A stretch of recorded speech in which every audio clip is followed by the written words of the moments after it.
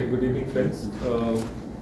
We are specifically met today to sort of disseminate information about how our new EV bus service in Panaji, the Panaji bus project, would pan out with the IT developments which we have created for the bus system.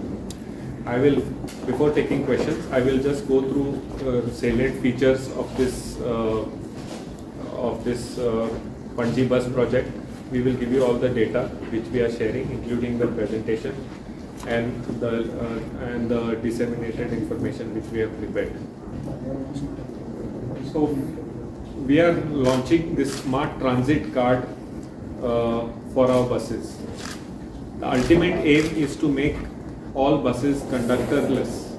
Without a conductor-free travel should be possible, and people should be able to just tap their card, enter the bus and tap out and come out.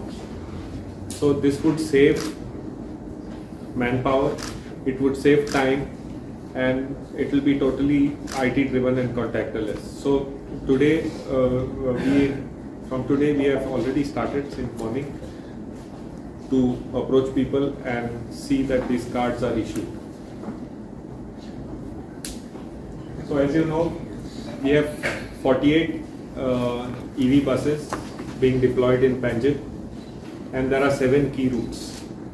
So we have worked on these routes for quite some time to see that every aspect of Panaji is covered.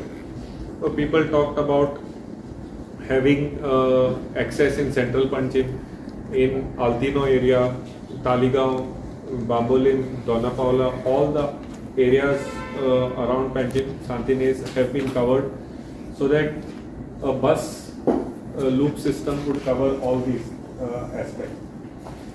We have also seen that there should be more or less 150-meter distance between bus stops. So people should not walk 150 meters or more than this to find a bus.